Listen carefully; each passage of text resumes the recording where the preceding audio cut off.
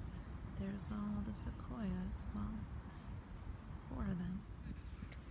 I've noticed along the lines of this not wasting energy thing, since I've stopped wasting energy, seemingly, at least temporarily, it looks like my face is changing again. Like, there's this area of my lip that it looks kind of raw, but it wants to like be out more, and then in that way it would be more like this than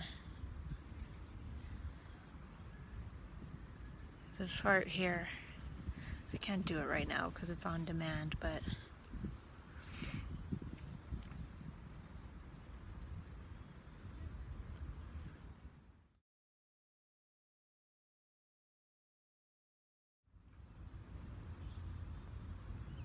that looks cool. Looks like the sun makes half my face disappear.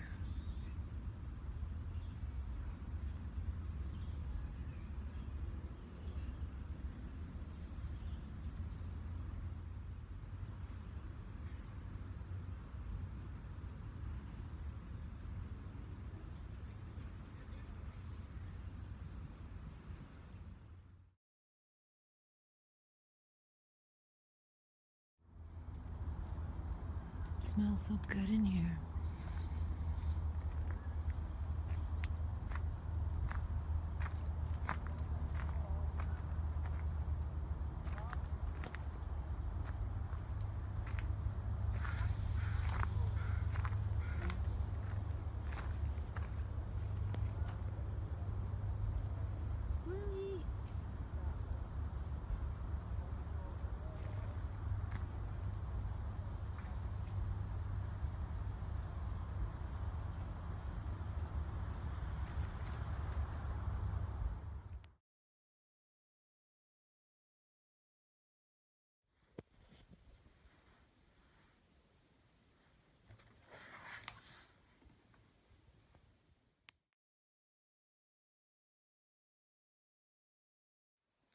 I met a lady in that flowery picture I took in that area, and we hung out for like 2 hours, and she talked most of the time, and she was quite a bit older than me, and she was single and had a lot of wisdom. And it's interesting because I put the sap of the sequoia tree behind my ears and on here, and then I met a woman who's like the version of me in 30 years, and she was happy and relatively healthy and did a lot of walking and showed me around the park in a way that I would have never been able to experience myself. And then we had a conversation, and she just gave me some advice, and interestingly enough, most of it was what I have already come to in my own mind in the last week or two, and she was sort of echoing to me exactly what I think I need to do. And that's what she did in her life, and it worked out for her because she's happy, and that's the most important thing. So that was really interesting. And also, it got to a point in the conversation where she was willing to offer me her place, sleeping on her couch, gave me her number, said call anytime up until 2 in the morning. And we had a nice connection. And that's the thing. I was just wandering by myself in this garden, and the universe sends friends. The universe sends resonant friends that one can connect with more in 2 hours than one can connect with others sometimes in years and years and years. And it's a resonant connection as opposed to like an energy wasting connection. And I was wearing this buyer, and of the 2 hours, even though she was very firm in her views and opinions and things, and talking from that space, I was only tense for 5 minutes total in over 2 hours. And compare that with when I was at the Emerging Proud event, there was a period that I was tense for 21 minutes in a row, and I've never seen that. And then another period was where I was tense for 12 minutes in a row, and that was maybe other people talking as well. But like, I can talk to this woman who she was talking a lot and giving opinions, but I wasn't breathing tense, barely at all. And then the other thing, I was a lot. And she gave me advice like, get out of the helping field, go into something fun, other advice related to other stuff that I won't get into. But it was quite interesting. And I won't give too many details because I don't want to be disrespectful of others' details, but it was pretty magical. And I remember the other night I had this dream, this is unrelated, that I was like walking along these ledges above like a store like Costco or something, and I was fine, and I'm like walking the ledges, and then all of a sudden at one point I just got afraid and like paralyzed, like I can't move, and I just wanted them to like rescue me. And I realized at that moment it might have looked like I wanted to jump, but I didn't want to jump. I wanted to be saved. And then when they came to rescue me with some kind of crane thing, I had to jump into like a full body straitjacket. How symbolic is all of that? And then when I was let down, I had to convince them that I'm fine, like I'm not crazy or like needing to go to the psych ward or anything. I just needed to be rescued to get down from that height.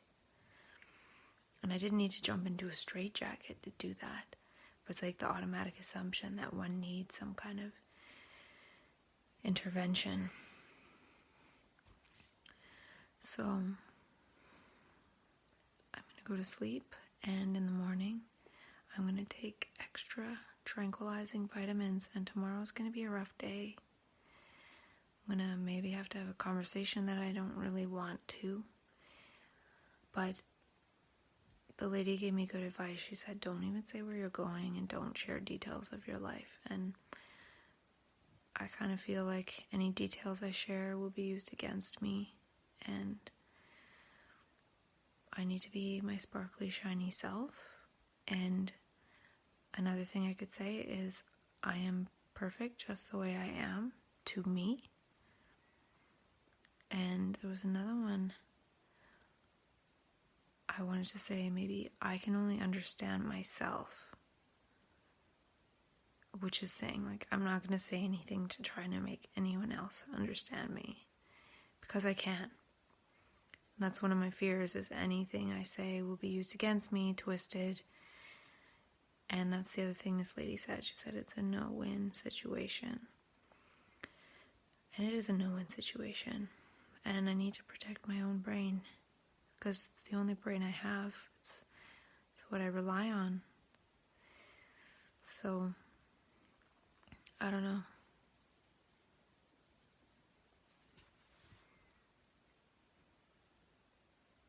We'll see. And that's the last thing. I don't want to win. I want to be myself. I want to stop adjusting to what I think others want me to be. I just want to be myself.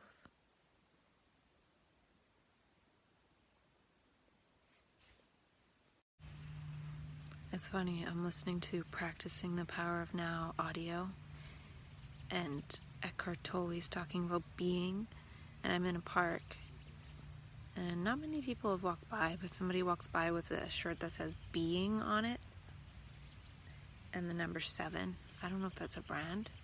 Kind of like you'll see different brands with their number, but his shirt said being. It's funny. And I had that event this morning that I took extra calming, tranquilizing supplements for. I took a zinc. I usually take 3 zinc a day, 2 when I go to bed and 1 in the evening. But I took 1 in the morning, so I'll skip the evening one and take 2 at bedtime. And I took an extra tryptophan, which usually I only take at night. And I took 2 extra taurine with lithium, and I've been doing 1 lithium in the morning and 4 at night to help me sleep. but I did 3 lithium in the morning, so I'll take probably 3, so that's a total of 6 instead of 5 today. I'll take 3 at night tonight. And I took extra glycine powder, and it helped. I felt completely calm, so that's good. And I did have some tension, 22 minutes of tense breathing in like 3.5 hours, which isn't too bad. I did the percentage, it's like 10%. Whereas yesterday when I was at that Emerging Proud event, it was 22% tense breathing in terms of percentage. And when I hung out with that lady for over 2 hours, maybe 2.5 hours, it was like 4% tense breathing. But it could have also been because I was probably active breathing for part of it, because we were walking around, but we did stand and talk for like an hour. So that was an opportunity for all the tense breathing to show up if that's what was going to happen, and it didn't really. So that was cool, and it was kind of a cool experience to just be wandering and then walk around with somebody for an hour and kind of make a new friend, even though they live kind of far, because I was in town. And also I'm probably going to the island in 2 weeks. Well, I'm planning to. So yeah, it was just kind of cool to meet someone that I resonate with quite a bit.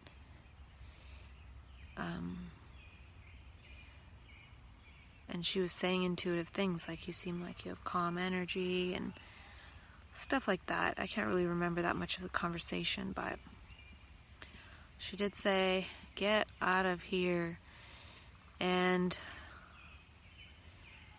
it's no one's fault that I feel the need to go somewhere else. I think there's no personal selves that are causing trouble. To me, it is the conditioning in general. It's conditioning. There's this world of conditioning, which is most of the world, and there's an unconditioned world where one has access to immeasurable beauty and infinite perceptions. One can be delighted by the light on leaves for an hour, and one is really with that. And in that hour, it's changing the brain to be more perceptive to that beauty, and the brain is itself becoming that beauty itself, as opposed to this fully conditioned brain operating in a field of limited human constructs. So I think I've had a little bit of I'm not sure, I feel like I've seen that by interacting with the conditioning, it reconditions my experience to experience myself as a conditioned being. And I don't know if removing oneself from that helps to allow the brain to stabilize in the unconditioned, and then one can go back into the conditioned and not be reconditioned by it, or I don't know how it works, or if one has to stay away from that completely. That is yet to be seen. I really don't know. But I feel like I've realized that I can't help but be reconditioned. And I've talked about many of the possible mechanisms of that in terms of the light coming out of another's eyes and being warped by the way one is seen by others. And even that isn't quite right. I don't exist as a separate me. There is no separate, consistent me. How I manifest in my subjective experience and another subjective experience is the sum total of our energies together. And that will create how I feel it is happening in my subjective experience and in theirs. And it's not congruent, and we're both trying to have some kind of continuity going. So like if I meet somebody one time and then I meet them again, I'm going to want to have whatever I saw of them the first time, I'm going to want to like add to that continuously. Like, now I know this, and now I know this, and now I know this. I don't want to start again afresh and think like, I know nothing about this person. Let's see what happens when I have nothing in my mind about how they are. And how they are does depend partially on our approach to that person. So the way I'm approached by people who know me is going to partly create what manifests. And I could say, well, I can change that. And I can partly. The trouble is, though, is changing too much, in the past at least, has manifested as, oh, well, this must mean this person is mentally ill because they've changed so much from what we know of them as themselves. So when a person changes to the point of sort of being out of the conditioning, in that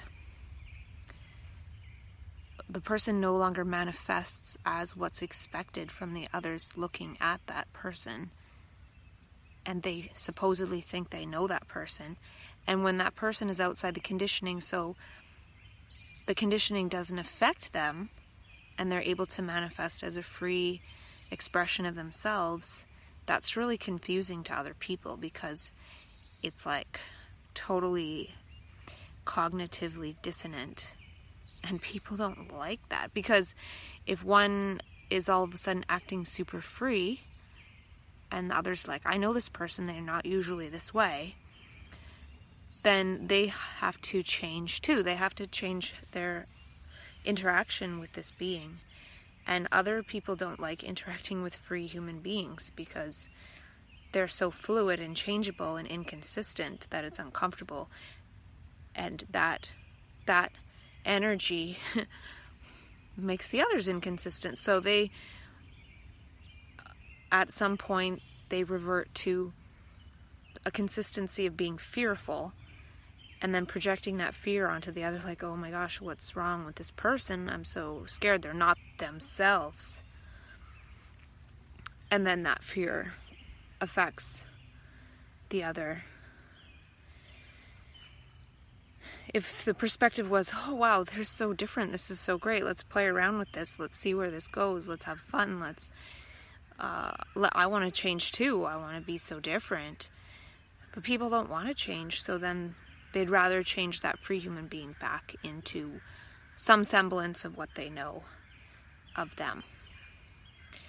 And it's so complex, it's not just that, but it's partly that.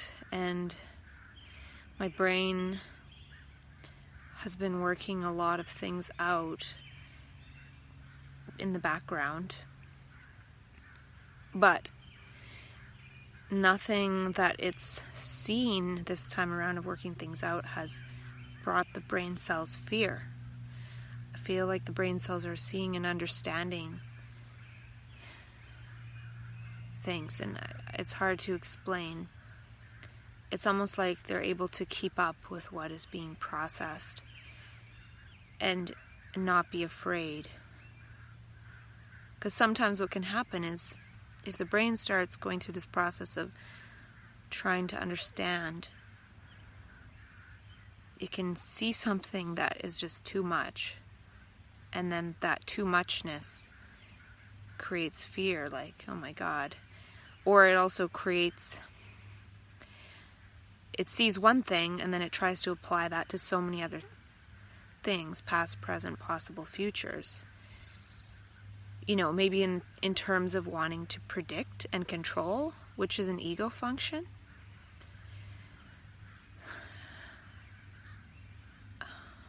But I think that's part of what has shifted, is that the brain cells are more fascinated and curious than wanting to use whatever is understood to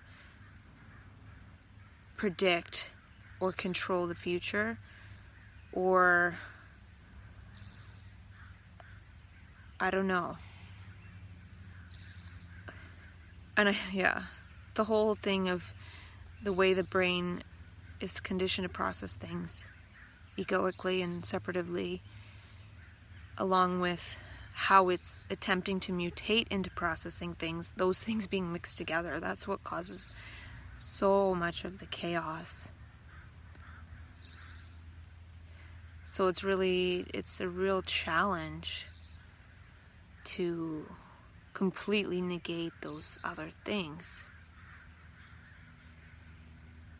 Like, for example, when one is going into higher states of energy and gets to a point where one sees sort of the fallacy of the way the brain was operating and the way society operates, when it sees that fallacy, in a way it's free of it. But then as soon as it's free of it and it sees it as false, and then also sees that it's completely surrounded by the structures, the brain steps out of those structures of consciousness and sees all those structures of consciousness as false, not as what it has to be, but what is operating. And then as soon as one's outside of it, one realizes one's alone. One also realizes that one is surrounded, alone and surrounded by all those structures, and one is then terrified. And so when the brain cells are terrified, the body just runs in fear, and it's afraid of everything. And so, you have these people running for their lives and then saying all these crazy things that they see, which could be from any time, past, present, possible, future. Because when the brain is outside of time, in terms of the continuity of conditioning,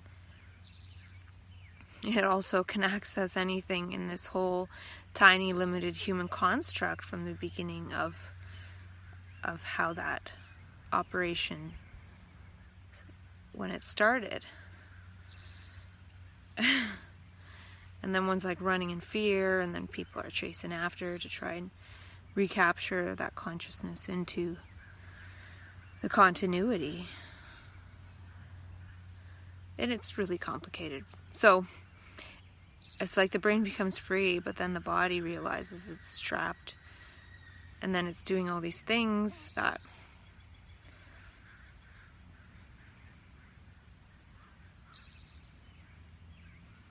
but then part of what the brain has seen recently is that one doesn't have to do anything. Because in previous experience, when the brain has stepped outside of time and then thought like, oh my gosh, I have to do something, I have to run, I have to get away. You don't have to do that. You don't have to do anything. So when the brain can get itself to a beautiful park where it can sit here and be in the felt realization that one doesn't have to do anything, one can look at the birds and listen to them and watch them eat and play and call to each other and be completely delighted with that. So one is then in an appropriate environment for the brain to feel safe in doing nothing. Because the other type is what the brain wants to run from. So, I have no idea, but I don't know. See, I have no idea about the whole, ideal environment thing versus can one be fine anywhere?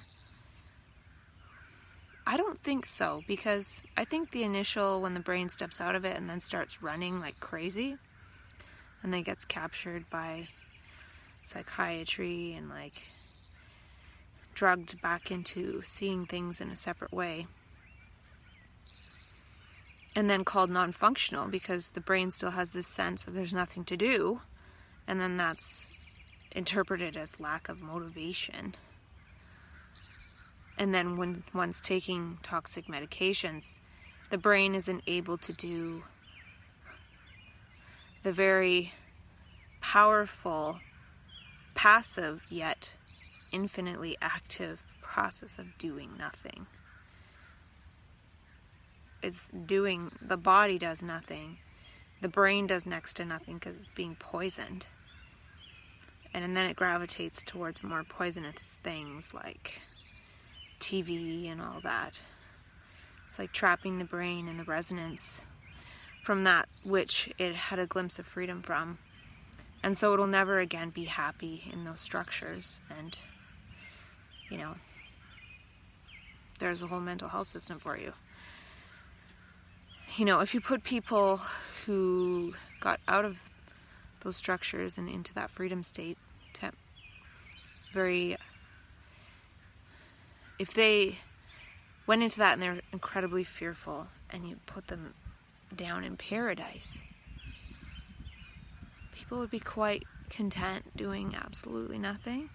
And if they're looking at paradise, the brain cells are absorbing the nutrition of paradise and nature and beauty and the earth, and how our brain was before we got so fascinated by all this machinating or machinating, I don't know how you say it. But we plot people in psych wards, and then they become that which they are bathed in, which is the structures of being mental patients. And then, I don't know, just assuming that the brain wants to operate the way that it is or was operating. The brain is bowing out, man. You see it in the little children coming up nowadays who don't want all this word abstracting about the world.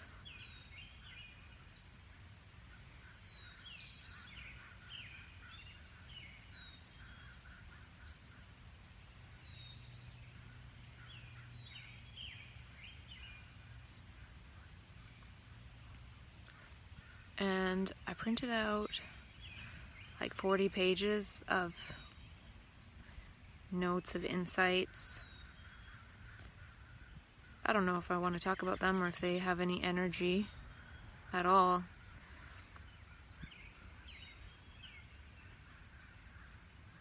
I don't know if I'm meant to talk about those and be by myself, or go back into the conditioning and try to be okay.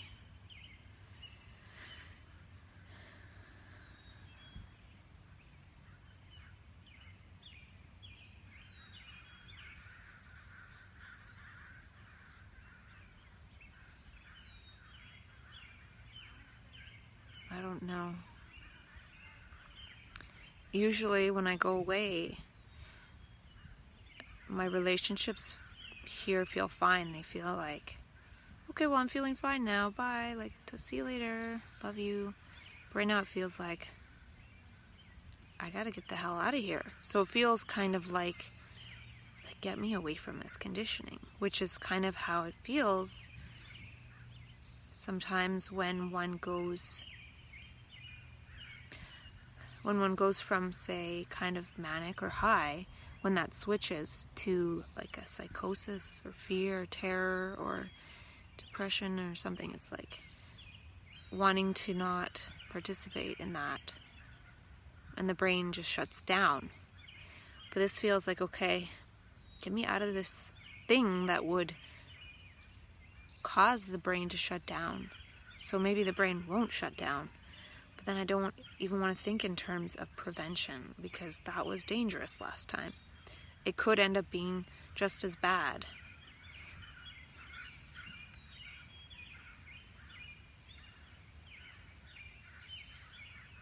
Part of me feels like it's a sadness for their sake, because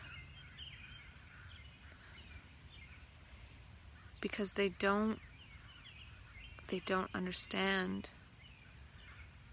some of the things that I feel that I've seen. I really don't know if I know anything. I don't know. I'm not sure. And I probably never will be. But at the same time, being sure that I'm not sure is some kind of surety, in that I'm pretty sure I've seen how that conditioning really damages the brain, especially when the brain cells are really trying to grow and anchor in unconditioning, in unconditional love.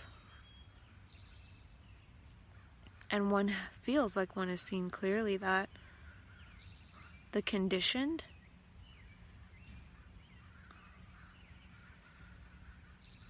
exposing oneself to that on a daily basis it just damages the brain. And that's part of what I was thinking was possibly happening before when I was on the micronutrients, was that since I wasn't poisoning my brain, I was able to see things more clearly. And I thought I saw things pretty clearly, how they unfolded. But then I still didn't get myself out of there. And so I'm still taking some medication, but I'm taking a lot of vitamins, and I feel like I'm seeing things clearly still.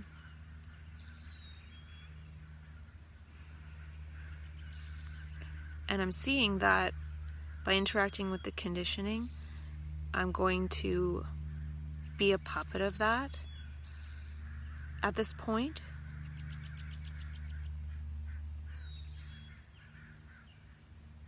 And that's how it's going to be. So there's nothing I can do except use the power of human motility and mobility and move myself somewhere else.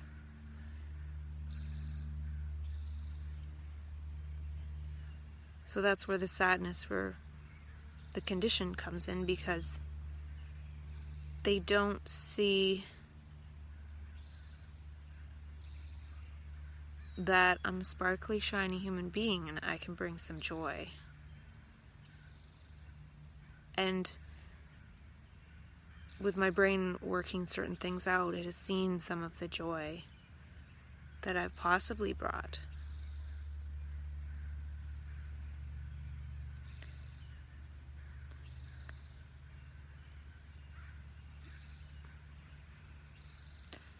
I even saw it today, like looking as unconditional love at a baby. That light coming out of the eyes to the baby changes their brain. Like, it literally changes their brain. So if I had a baby and I was a parent who had like expectations and judgments coming out on the baby or the young child, that's going to warp the child's brain. But the unconditional light, it really does something. And I know it. But others who are conditioned can't say, oh, well, there's this unconditional love coming out of the light of that person's eyes onto this lovely, beautiful being of a baby. And this person, even though they haven't been able to be as functional according to society, sure has an important function in this constellation. So I'm saddened that, I don't know why I should be saddened, because it's something that can't be seen. You know, and I could say I can't be seen. And it's funny, my nickname is Seen. So I can't be seen. I can't be seen anymore. It's either I can be seen or I can't be seen.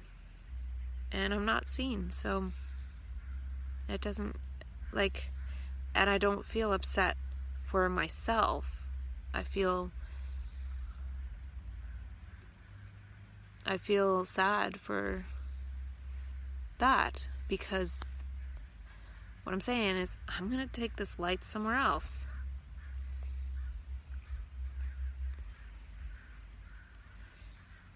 Like, this light and keeping the light of the brain cells intact, that is my ultimate responsibility, really.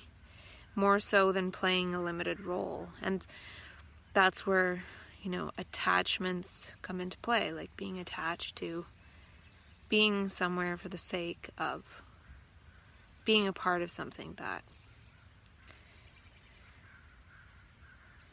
only leads to more conditioning, because people can't change if they can't see. It's the same as, say, a person going into the freedom state of consciousness temporarily and being approached by a psychiatrist versus a shaman. If that person needing support in that initial vulnerable state is seen by a shaman and listens to what that person's going through, a completely different path or trajectory will take place than being seen by a psychiatrist. And the psychiatrist's job is to put that person back into some semblance of who they were, to kind of place them back within old structures, to have that person be recognizable somewhat to people that know that person. Sometimes the people that know that person still abandon them. And the shaman's job is to help that person transform into something completely different. And, depending on what is in the epigenetic matrix, that's going to be, that's partly going to be what allows one to flower or not. So, yeah, I've talked for half an hour without even looking at any notes. And I've seen so many things lately.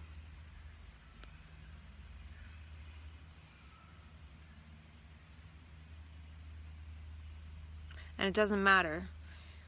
Again, the theme of my life is having to do things on my own. Maybe not receiving compassion in moments when I really felt I needed it.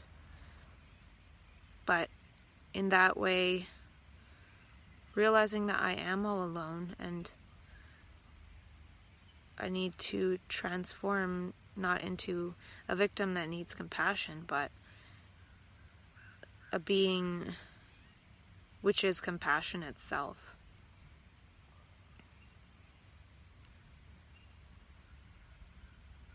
And I feel it's an act of compassion to not allow, that sounds weird, but to leave and allow people to remain the same.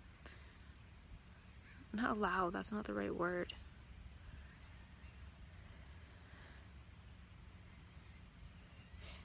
To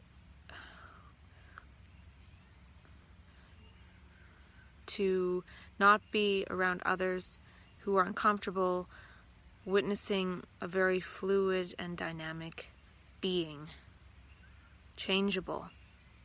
And I feel that when that being goes somewhere else that's more congruent with being changeable, one won't necessarily go from mania to depression.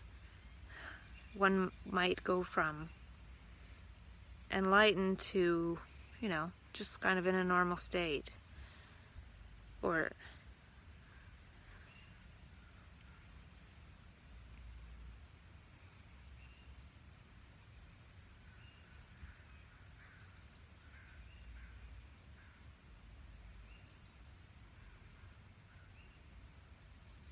if the energy of the environment is really high, then I don't feel that consciousness will fall so much.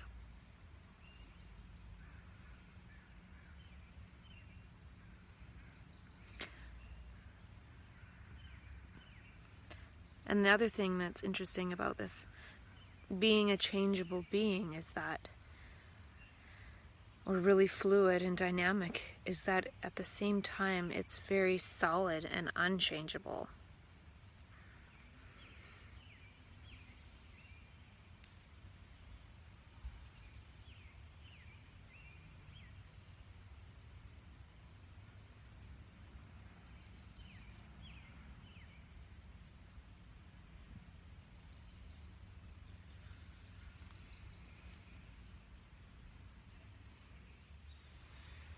The other day I heard a bunch of people tell their story, supposed mental illness, and man, with what my brain has seen, I just feel like I wish I could help those people, because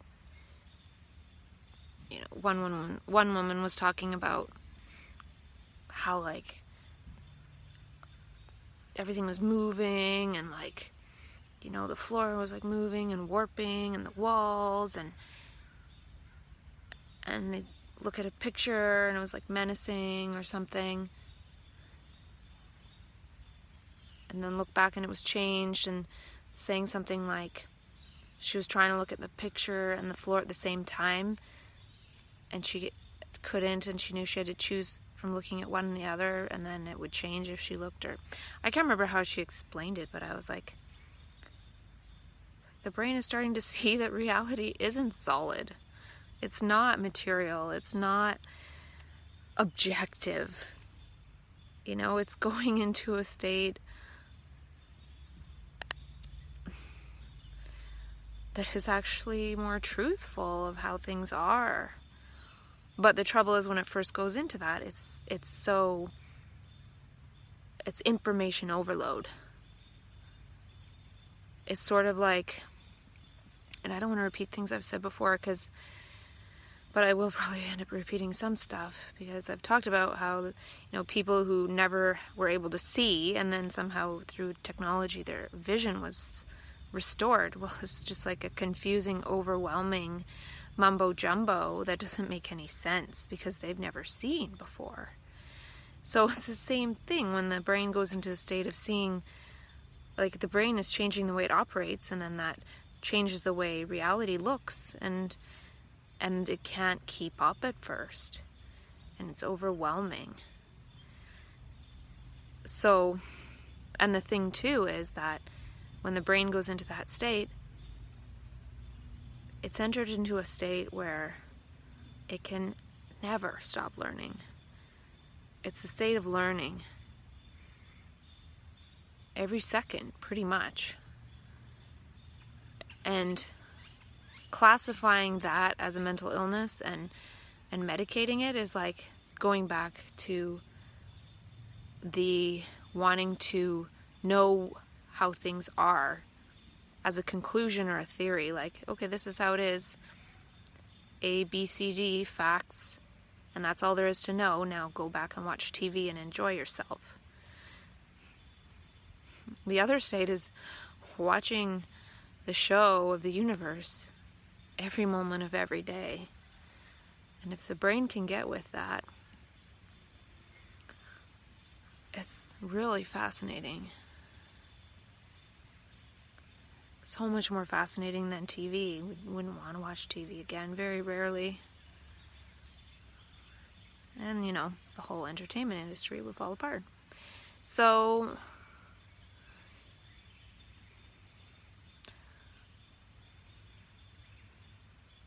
and I talked about all that learning stuff and how the brain stopped learning, and labeling stops learning.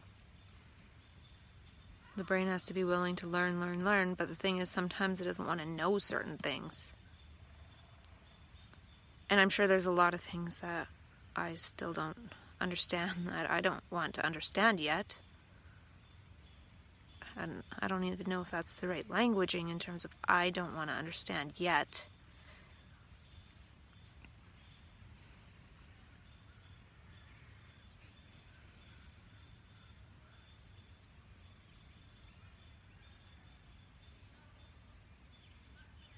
And I think that's one of the things I didn't want to understand, was that I have to leave, because not leaving was my supposed security. Not being all alone. And, the universe is very intelligent. It's showing me this now that I've gotten to a point where I was planning to go away anyway for a period of time in order to have peace and quiet for the crisis that's upcoming mid-June. In a month. And it likely will still happen, and it'll probably be really awful, but I'm seeing that what I feel is security is not security, Security is in doing what I need to do for myself, being myself, and I think that's a big theme, is being myself.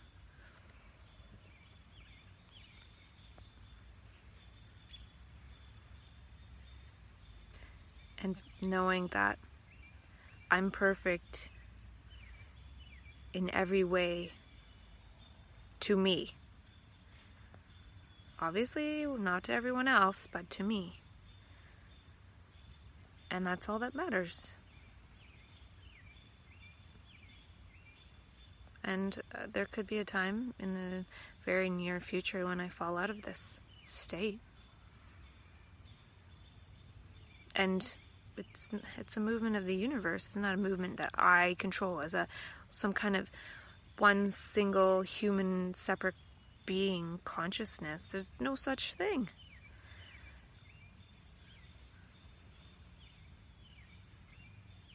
And that's the other thing that I've sort of understood lately, is this whole, the brain gets confused about this whole idea of separation or not being separate. It's like one isn't separate, but then as soon as one separates oneself from the conditioning, one is separate, but then one is everything. So it's like very paradoxical. It's like I can be alone and be everything. So I can be separate and everything, which that's a paradox, right? Or I can, be related to the conditioning and be little old me and not be separate. But then I am separate because the conditioning is the perspective of being a separate entity in these conflicted relationships. And then being alone is being separate as the entire universe, meaning related to every single living thing. But that's the thing with the whole conditioning. Conditioning is like a virus. It's not a living thing. It's language structures that have taken over living things and wants to assimilate living things into that. So it's easier to be with life, nature, and listen to the woodpeckers and all the different bird symphonies.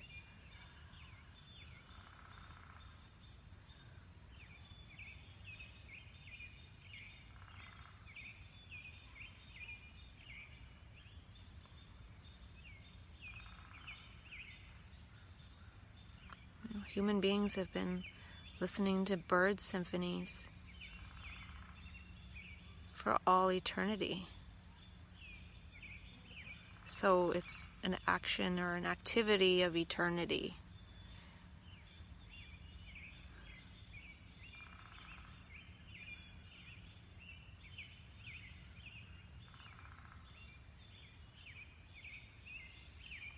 And that's the thing too, when one realizes that one isn't this separate brain. When one's brain is the human brain. We all have the human brain with different bodies, and then we think we're these separate selves. Separate bodies, separate brains, but it's the same brain.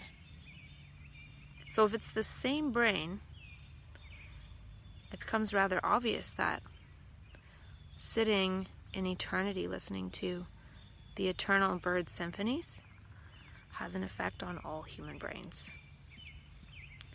And one realizes one doesn't have to do anything.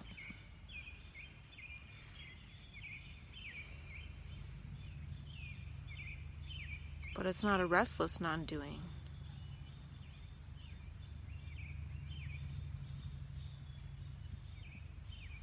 One doesn't need anything. And I remember Dr. David Hawkins saying, as consciousness goes up, the need for resources goes down.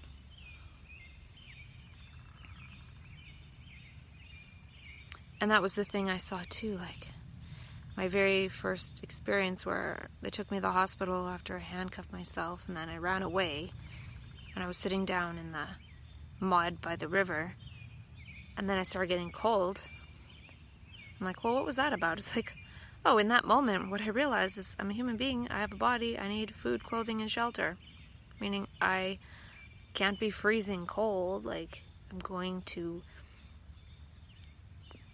die, like, even sitting here in eternity right now, I need food, clothing, and shelter. Everyone does. And then, we have homeless people, and I've talked about that, and I can see that.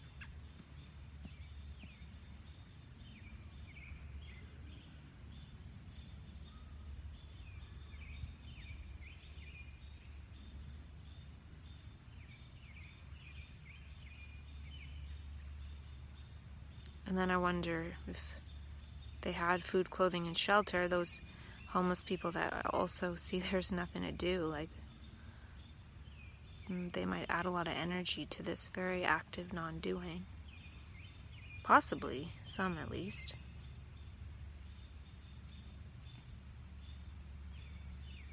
Like, there's got to be a lot of energy in staying out of it all.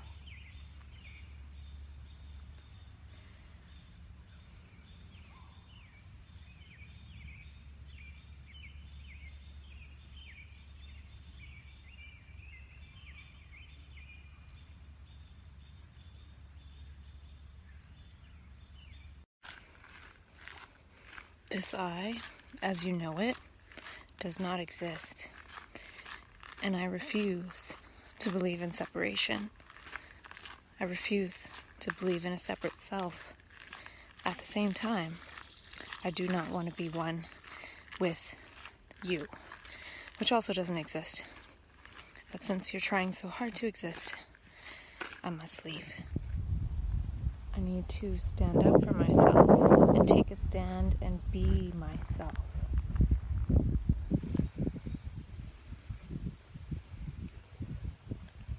Which is that which would flower without reference to conditioning, influence. I had an insight about death and what is death. That feeling of death, which happens while we're living, sometimes called panic, anxiety, psychosis, all these different things, is the dying of that which is dead, the dying of that which has been programmed into us. And as that dies, it allows for more life to come in. It's the dying of that which is dead. And the fear that comes in is the trying to cling on to that which is dead, dying. It seems that the fear that arises at the time of psychological death is an epiphenomenon of the self. It is the self, it's experiencing itself dying. And when the self experiences itself dying, it almost prevents the dying. So it's the fear itself that prevents this dying that would allow more life, more light to come in. So the fear of this dying blocks the dying and creates more of a fearful self.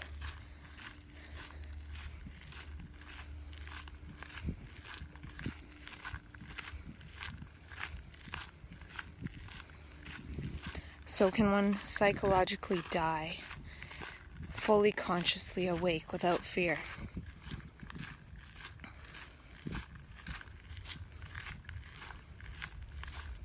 Then there is no death. Maybe that's when psychological death stops, when there's no more psyche to die. I'm not sure. It's been a while since the last psychological death, which was experienced as the heart fluttering a little bit. No fear, a little bit of a physiological response. So then perhaps it's a release of energy that has no puff of an epiphenomenon of self involved.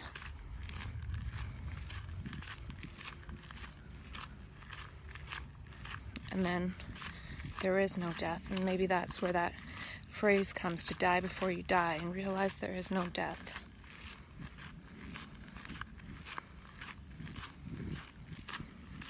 When one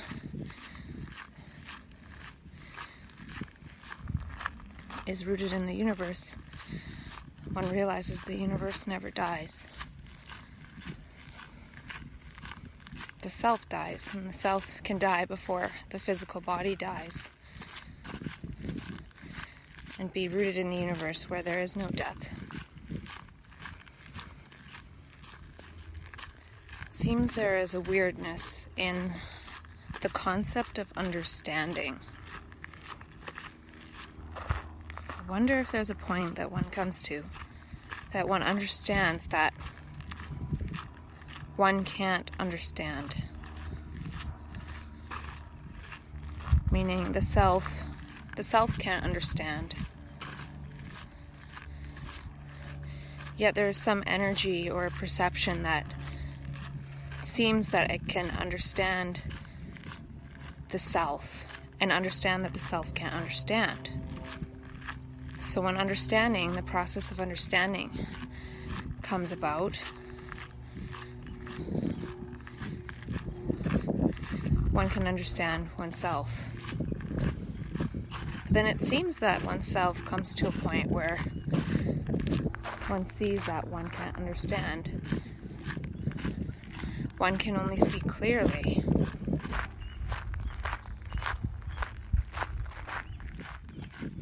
What I'm trying to get at is that there's no entity there to understand. There's no separate entity apart from the moment to understand. There's understanding in a flash in the moment, but it's not attached to any continuous entity that can understand. An understanding appears and it's gone, and it's completely dropped. So it feels like understanding, but it's just a clear perception. Though it could be understanding, but understanding implies that there's someone there to understand, a separate entity apart from the flash. The flash is the moment. Each moment is a flash.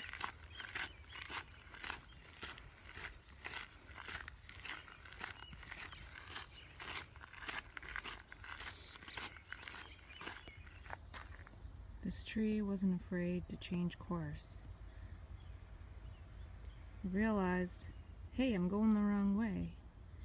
And it changed, and it didn't really care how ugly it might look. That's intelligence.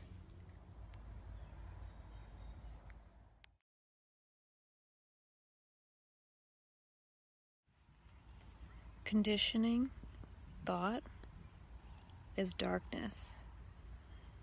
And all it can do is assimilate. Make that which is presented in front of itself into itself. Whereas light, consciousness, shines unconditionally to allow that which is in front of it to differentiate, to become new, to become something that is a surprise, something unknown. To unfold something into manifestation and play out in front of itself as a joy and a delight.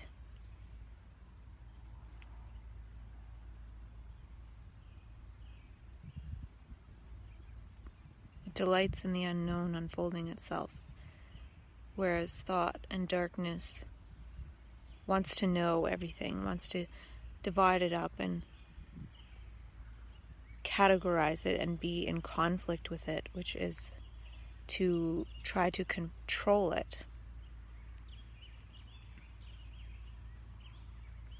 which implies duality in cause and effect, of which there is none.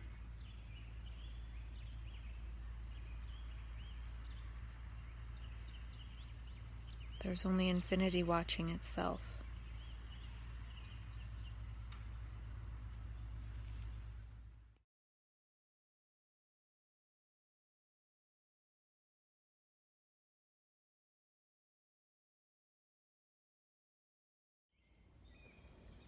It's a hummingbird.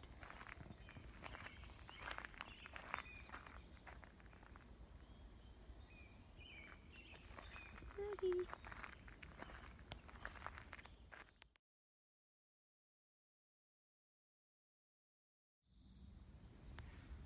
Nice to meet you.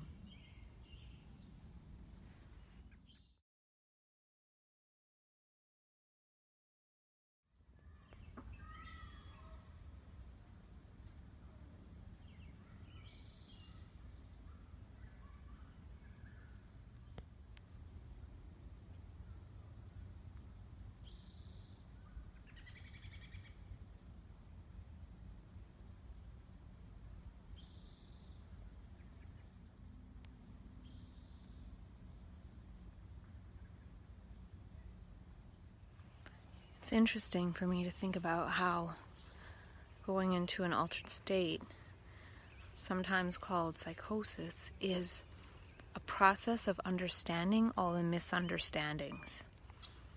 The trouble is, in that process, when that's being revealed to oneself, one takes that to be what is happening now, but it's revealing misunderstandings of the past, misunderstandings of how we've been conditioned to use our life in the wrong way. And it's a process of understanding the misunderstandings, so when the process ends, one can utilize that understanding of misunderstanding to create a life based on something else. But that's usually not how it happens.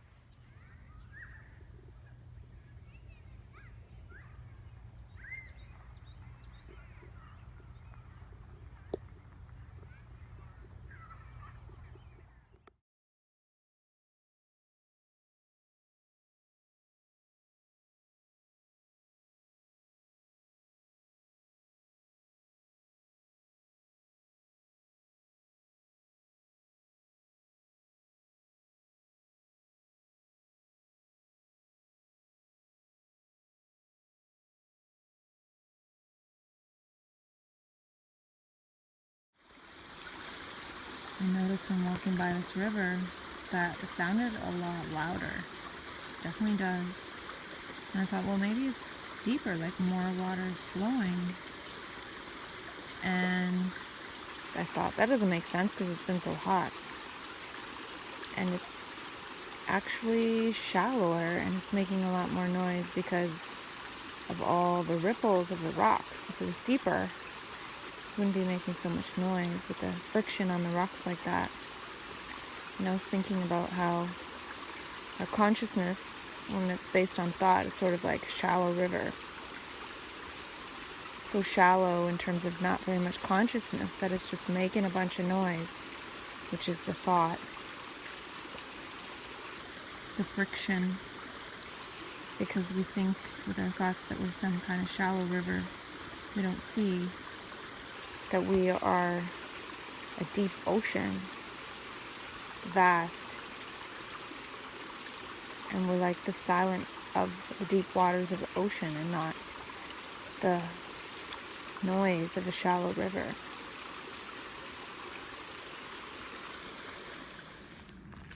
It seems like because we can capture moments of our experience, our subjective experience inside, as recordings, as little internal movies and photographs, that there must be a photographer, that there must be a videographer, there must be a self recording these things. But really, it's a function, it's a phenomenon of the brain cells. The brain cells are recording. There's no self-recording. And when the brain cells are used to record, it creates an appearance of a self, in that one believes one is the collection of recordings, or believes one is the one who is collecting the recordings and recalling the recordings in appropriate circumstances. One is the subject. But really, it is an epiphenomenon of bringing up a recording to meet a now moment that creates the illusion of a separate self. The image separates the being from the moment, from touching the moment. The photograph touches the moment, and the photograph, being old, can never see anything new. So, the brain cells themselves are being used wrongly to record, which creates the illusion of a self that's not there. So it's not a matter of getting rid of a self, but seeing, questioning, wondering, what is the function of the brain cells when they're not recording? Why do we want to record? Not we want to record. Why do the brain cells feel secure in recording? And is it because it feels safe operating in a very, very limited domain?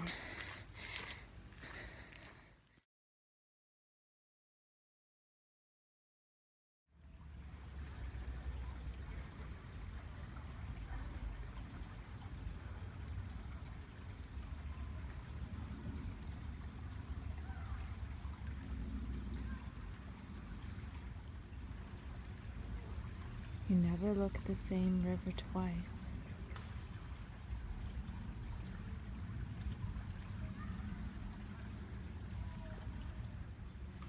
Bunny rabbit.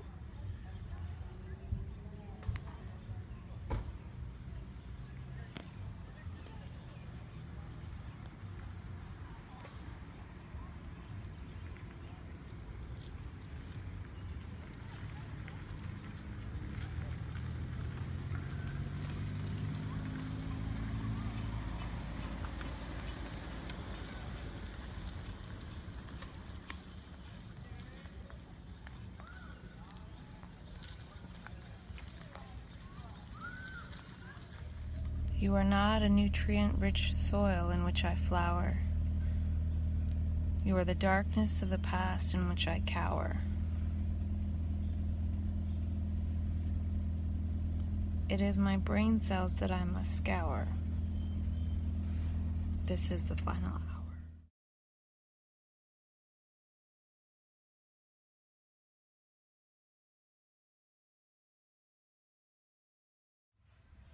I make billions every year, billions of brain cells and synaptic connections. I figured out the best deodorant. It's earthing, connecting one's feet and head to the grass.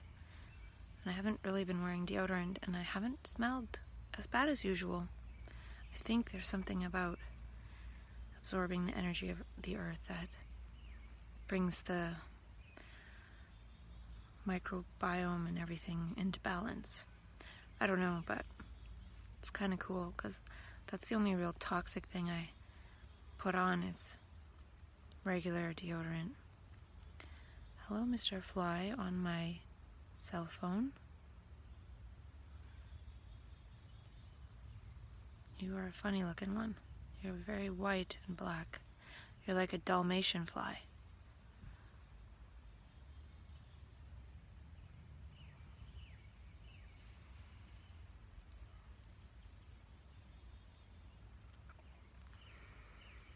And I woke up kind of late today. I got woken up early, and then I just felt like laying in bed because I woke up early the last 2 days.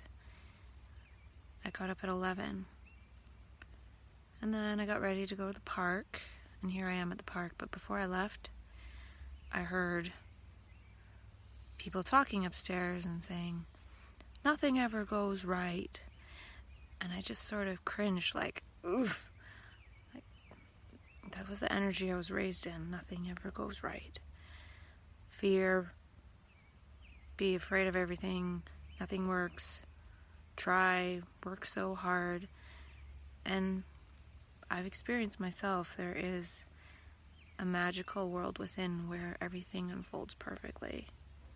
So hearing that really clashes with what I know is possible. So I was like, get me out of here. And now I'm at the park, and when I was driving to the park, I realized, oh, I can get coffee. So I have coffee, and everything's good now. And, you know, that's how some people feel life works, is nothing goes right. And then that can be true sometimes. But the whole world right now is based on how nothing goes right, and we have to try so hard to fix it, and if humans don't intervene, everything's going to fall apart. It's human intervention that's making everything fall apart. I see a sign that says, "Save salmon." It's like, leave the salmon alone. Don't save them. Leave them alone, and they'll be fine. So it's just kind of a wrong orientation. So I have lots to talk about today at some point, but right now I'm going to do some doing nothing, laying connected to the grass.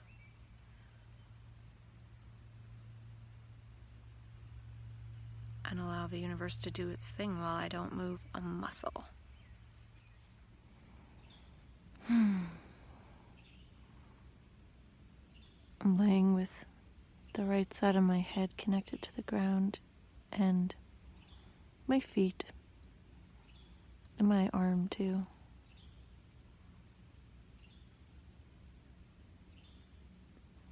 And I'm thinking about how, or something came to mind about how usually at this time in my biorhythm,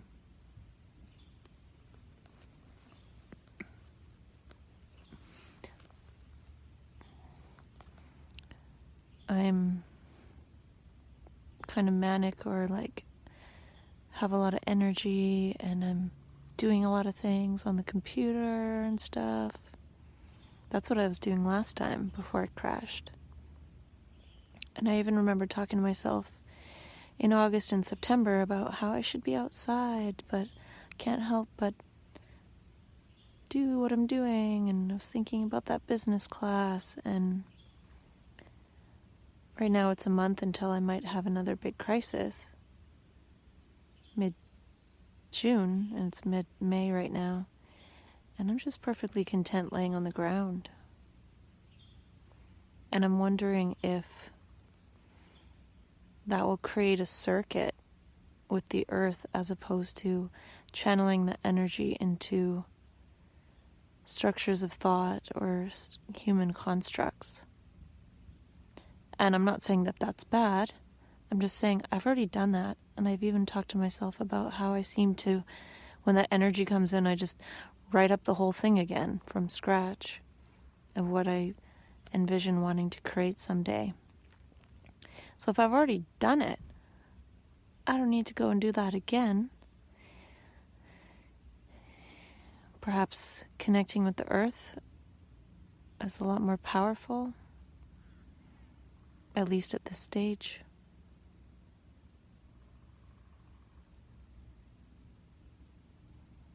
So I wonder what will happen if I spend as much time as I can outside, connected to the earth.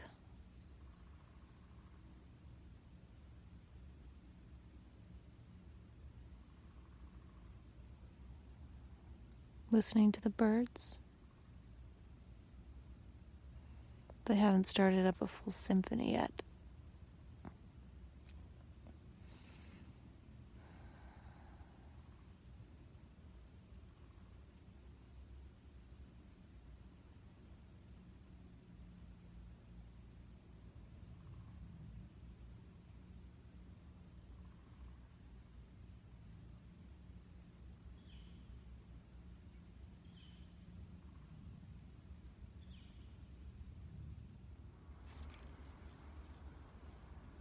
I'm wondering if the fluctuation of mania and then depression, the up and down, is within the field of duality, the field of opposites like love, hate, happiness, sadness. So mania seems like a good solution to the opposite, depression.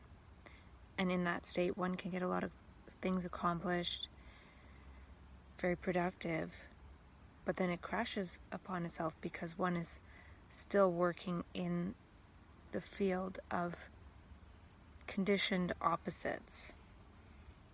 And we're conditioned to be in conflict with opposing forces. And one might get to a point in so-called mania where one feels one with the universe, but then it falls apart.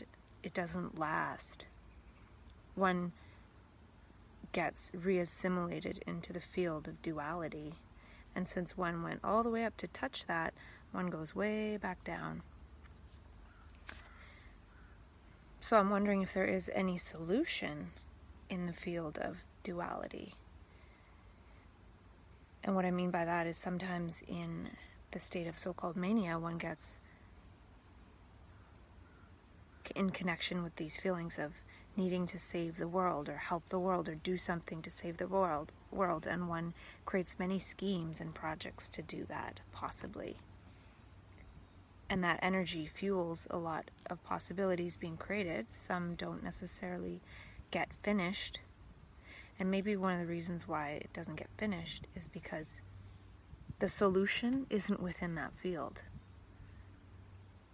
And perhaps at some point, maybe one who is within that rhythm might come to see there is no solution within that field. Even if it's a high energy, highly conscious state of wanting to create some kind of project to help within that field of conditioning, of continuity, of conscious or unconscious thought. It can't be solved within that field. And when one sees that, one steps out of that field completely.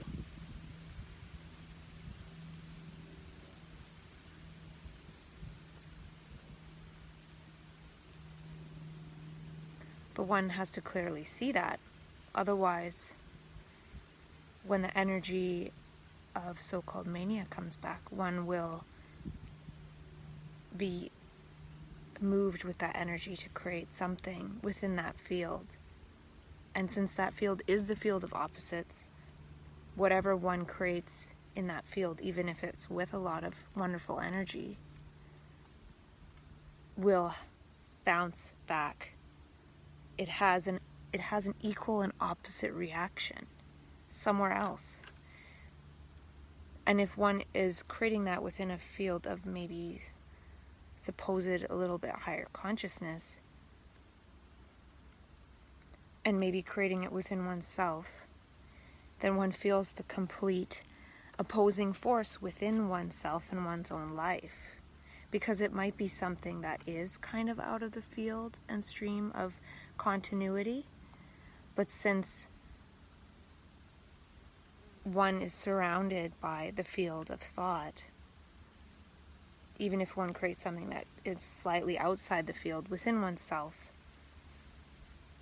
it's not able to, it might be able to have an effect on that field of thought somewhat, but that field of thought is so huge and surrounding and enveloping the being who's in the creative state that that field of thought doesn't want that. It doesn't want a solution. It wants to just continue this reaction, action, reaction, cause and effect. So if one tries to volitionally cause something on the field of cause and effect, the effect will be a violent retaliation within the being that is trying to put some kind of new higher cause on this field of cause and effect, because that being doesn't see that one nothing can be done about it. Nothing. And when one sees that clearly and stops trying to do anything on that field with that energy that might be outside that field, then perhaps something flowers outside the field that then that field of thought can, since it's a flowering without reference to action and reaction, which is the field of thought and conditioning, the field of thought, this whole collective unconsciousness, or whatever you want to call it, this whole human conditioning pervading all of our brains at the same time. It's not a separate thing. It's not like we each came to know all of this separately. We're all in this field of thought. So if something is flowering outside that field of thought, without trying to impose any force on the field of force and opposing forces, that field will have no idea. If this is something unknown, this new flowering, it won't be something recognizable by the field of thought. And it won't be able to put any kind of opposing force on it, because it's something flowering without reference to the field of thought. And I'm wondering about that because of how I feel for this next month, that the complete non-doing of creating a circuit with this body to the earth, I don't know what that does. It doesn't matter. Perhaps that will create a different circuit, a different flowering. And maybe connecting one's body literally with the earth isn't important or necessary or the answer, but it's a gesture of, okay, there's this energy, and it seems to be here, seems to be wanting to differentiate, it seems to want it to do something, but I personally don't know what. I've had several rounds of trying to do something with it.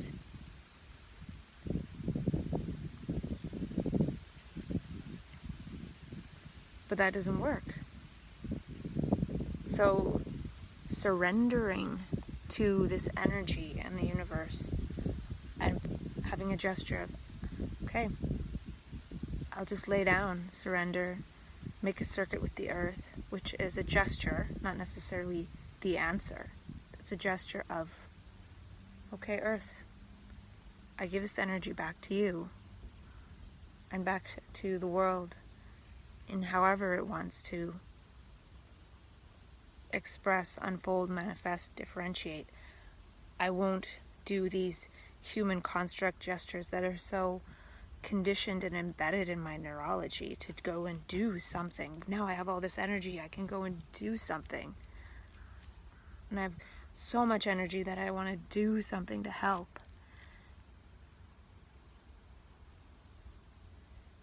And if there's any help, it's realizing that that can't be helped.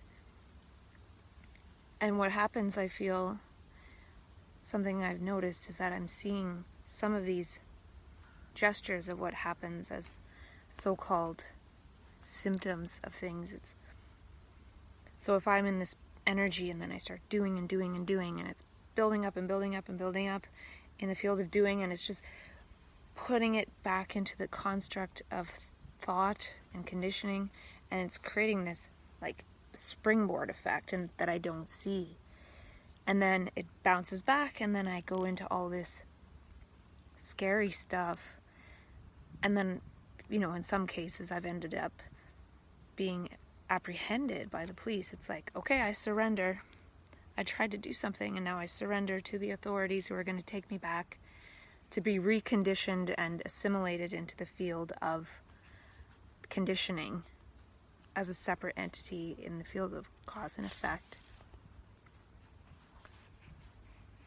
So these things, when misunderstood, it seems that they play out in dramas.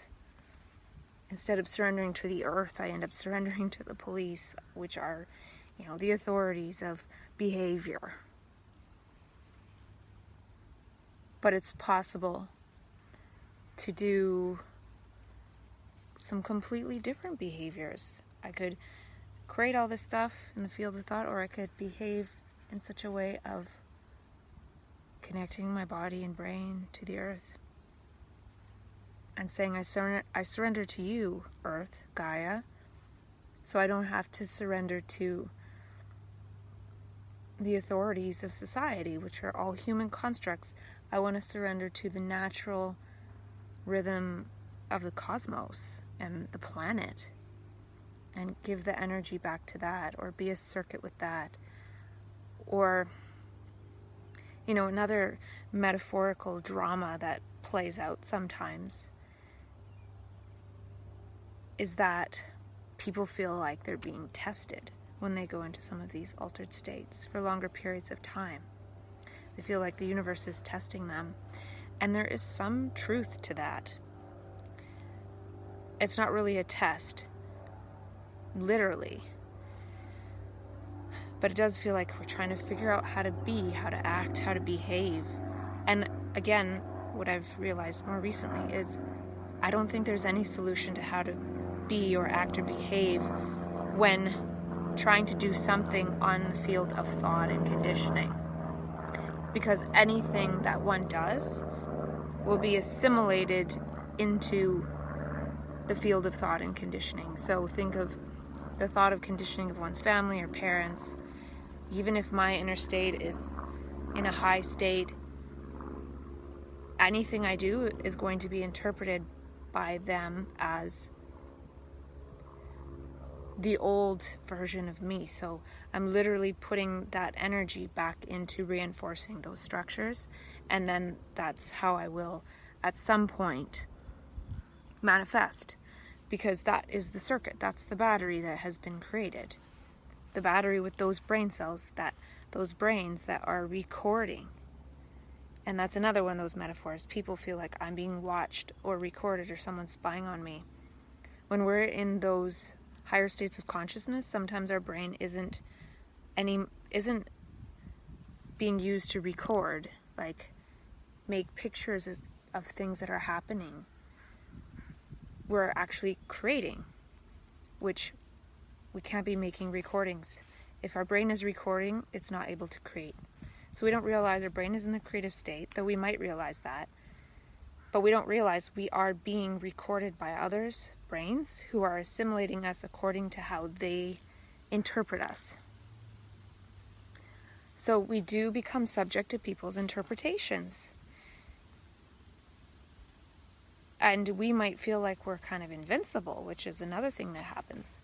But we're not, because we may feel we're invincible and be manifesting in a certain way, but people who are recording us and they know us, they aren't convincible that we are okay, and perhaps better than okay, in that we have changed radically.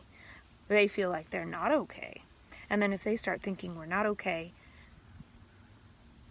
that they're not okay, what's going on, what's happening, they're so different, changes that being who has gone back into undifferentiated consciousness is changing them. It's differentiating them back into the self that others who have recorded them for years and years and years and know this person and how they should behave consistently as themselves, they put worry. And then, the people who know us the best and apparently love us the most are usually the ones that hand us over to the psychiatric authorities. So I think the state of kind of oblivion that happens sometimes is what makes us vulnerable to the interpretations of other people. And one might think that doesn't happen. Well, we end up getting interpreted as mental patients by psychiatrists. That's how they're interpreting us and how we're behaving. And that becomes a lifelong, not self-fulfilling prophecy. It's almost outside the self-fulfilling prophecy. It's a fulfilling prophecy of a medical system with years and billions of dollars of money into programming people to interpret people in that way, when there's so many things wrong with that on so many levels.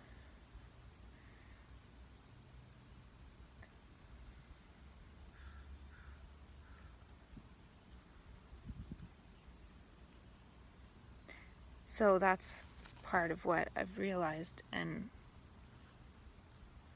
part is also that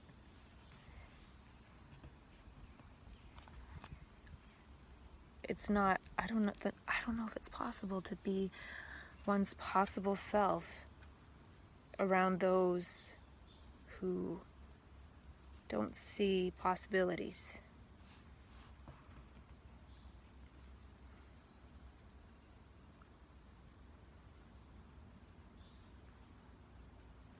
And oftentimes, though, unfortunately, we're disabled to the point where we can't leave. We can't get away. And then also, we're medicated in such a way that we never see that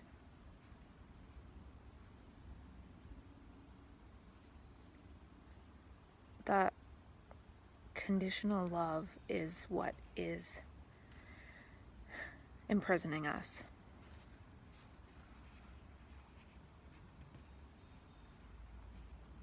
It's the conditional love that has conditioned us to be how we are, which is not our true self, and that non-true self creates lots of problems, eventually leads to some terrible trauma, because one is in completely the wrong place at the wrong time. Because if one was one's true self and nurtured in unconditional love from the get-go, one wouldn't be over here. One would be somewhere else completely, on a completely different path.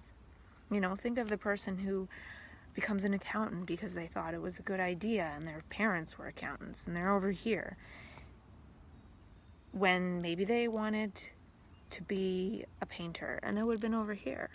You know, it's a completely different world. So there's a world that is calculated as one's true self, as the seed of when that being is born, and even before that being is born. You know, the being, when they're conceived or born or whenever, they have the possibility of overcoming the conditioning and being one's true self that would manifest in the field of unconditional love. And then there's the one that would manifest in the field of conditioning and continuity from generations back. And the gap between that, the space between that is the conflict. It's the conflict of the conditioned self and the possible self. And something that came to mind just now is that when one goes along the line of the conditioned self, it might be more challenging when that self structure breaks to figure out what the heck the original self, possible self was, untainted. Whereas if one was going along that journey from the beginning, it would be pretty self-evident, perhaps.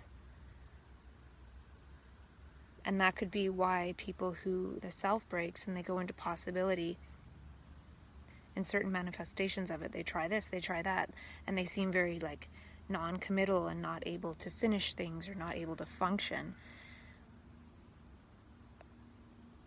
because one has lost that original connection.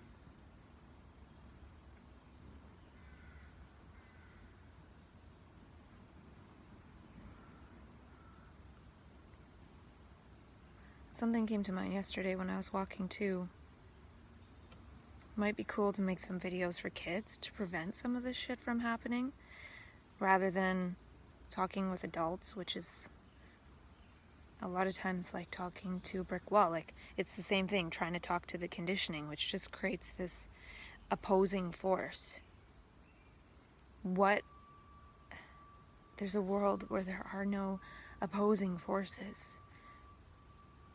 It's a creative art, but it requires being very clear, perceptive, dynamic, fluid. Because the world of action and reaction is very rigid. If I say one thing to a certain person, they're going to react, and then if I react back, now we're just in this sort of tennis match where there's a winner and a loser.